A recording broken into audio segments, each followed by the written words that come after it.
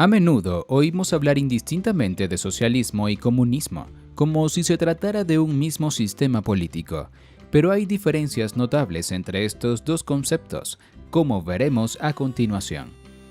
Se ha tendido a confundir ambos términos y se habla de socialismo y de comunismo como si fuesen sinónimos. Pero tal vez esta confusión provenga de que en los inicios del comunismo ellos mismos intercambiaban ambos términos, hasta que los que se asumían menos radicales, socialistas, comenzaron a diferenciarse a sí mismos con este apelativo, dejando a los comunistas la idea de un sistema político más absoluto. Sin embargo, habría que señalar que las diferencias se ven mucho más en la práctica, y no en el papel, pues en este los dos conceptos podrían parecerse. A continuación explicaré el socialismo y el comunismo, sus características y te daré ejemplos de países que tienen uno u otro sistema. Si quieres aprender más de este u otros temas, visita lifeder.com y busca en el buscador de la web. ¿Qué es el socialismo? El socialismo tiene al menos dos definiciones. La que lo considera como una fase de transición entre el capitalismo y el comunismo en el que conviven ambos sistemas, en un proceso que debe llevar a la dictadura del proletariado y al comunismo, eventualmente. Es una definición marxista.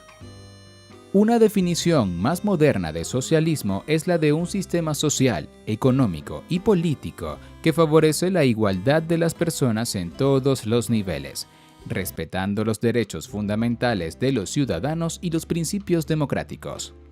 En este caso, se habla también de socialdemocracia. La socialdemocracia busca construir una sociedad más justa sin renunciar a los mecanismos democráticos ni a las libertades políticas y ciudadanas. Características del socialismo: propiedad privada, medios de producción y control de precios. Permiten la existencia de la propiedad privada, aunque favorezcan empresas estatales y proyectos comunitarios.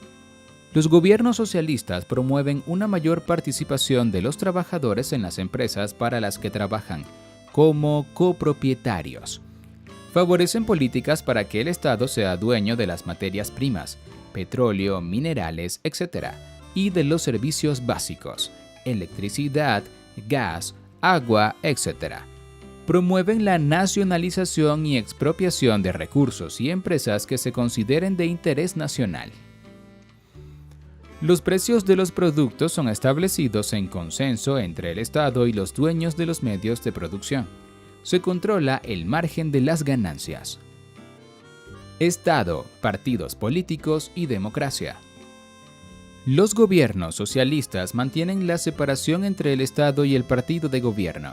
Se respetan los derechos políticos de los ciudadanos y en países donde la socialdemocracia gobierna o ha gobernado, se respeta la división de poderes: ejecutivo, legislativo y judicial. Los gobiernos socialdemócratas aceptan competir con otros partidos políticos y la alternabilidad democrática a través de elecciones, es decir, están dispuestos a entregar el poder cuando pierden las elecciones.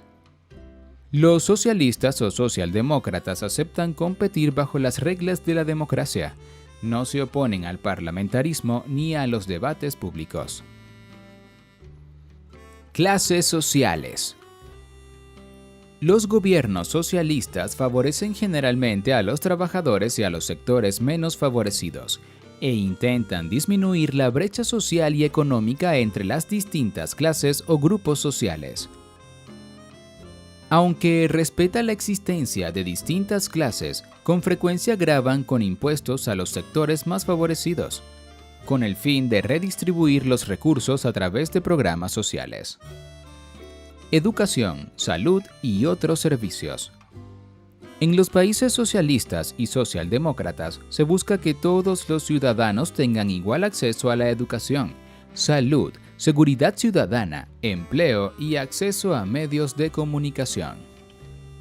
Una manera de lograr esto es promoviendo la nacionalización de áreas como la educativa y la salud, y la estatización de servicios fundamentales como el agua, la electricidad, el gas, etc. Generalmente los entes públicos y los entes privados conviven en áreas como salud y educación. Ejemplos de países socialistas o que han tenido gobiernos socialistas o socialdemócratas. Estos son algunos países que han tenido gobiernos socialistas: Ecuador, Bolivia, Chile, Brasil, Portugal, España, Suecia, Francia, Inglaterra. Por otro lado, países como Venezuela y Nicaragua no podrían definirse totalmente como socialistas, porque no respetan las leyes democráticas, ni como comunistas, porque aún existe la propiedad privada y no todos los medios de producción están en manos del Estado. ¿Qué es el comunismo? Al igual que con el socialismo, hay al menos dos conceptos sobre el comunismo: el teórico y el práctico. El comunismo teórico es aquel en el que desaparece la propiedad privada y el Estado queda abolido. Debido a que todos los ciudadanos son iguales, ya no hay clases sociales y todos tienen el mismo acceso a los recursos. Tampoco hay división del trabajo. En la práctica, los países comunistas son aquellos donde el Estado es el único dueño de los medios de producción.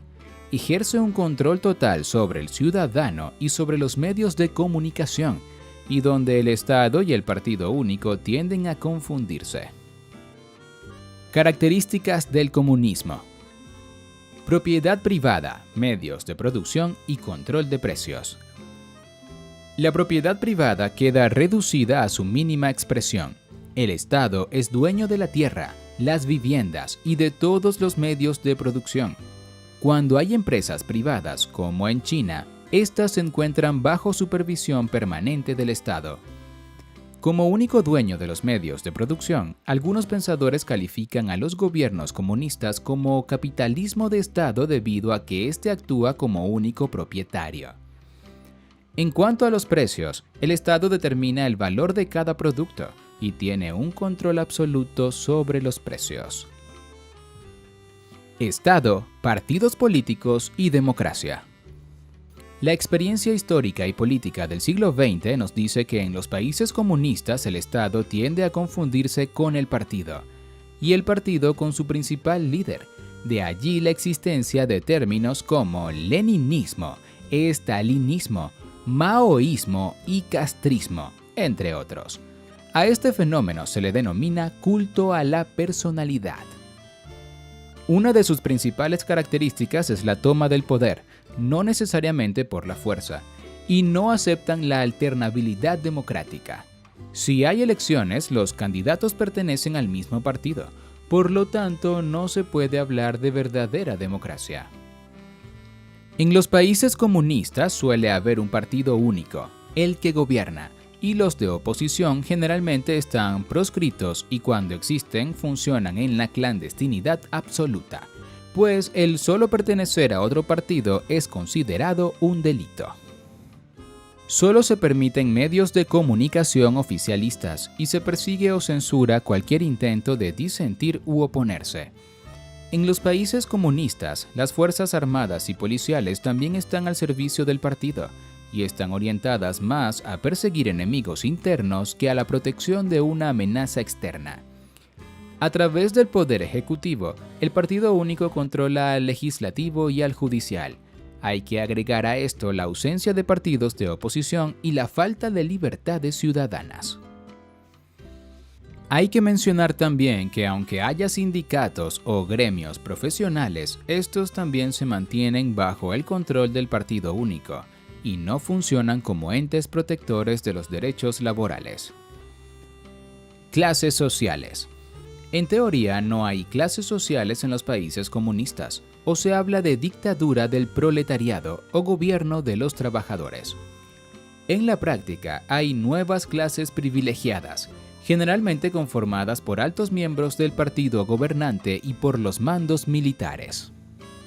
En la extinta Unión Soviética y sus países satélites, esta clase era conocida como la nomenclatura, y actualmente pasa algo similar en Venezuela, con la boliburguesía, una nueva burguesía nacida al amparo de la Revolución Bolivariana. El término nomenclatura sigue usándose para referirse a las élites china y cubana. Educación, salud y otros servicios. La educación, la salud y todos los servicios están bajo el control absoluto del Estado y generalmente para los ciudadanos el acceso es gratuito. No existen escuelas u hospitales privados. Sin embargo, para acceder a estos servicios había que pertenecer al partido, como en Cuba y en la Unión Soviética. Muchísimas veces, las personas se inscribían para poder optar por mejores opciones de vida, aunque no fuesen comunistas. Ejemplos de países comunistas. Actualmente se consideran países comunistas China, Cuba, Corea del Norte, Laos y Vietnam, y la antigua Unión Soviética.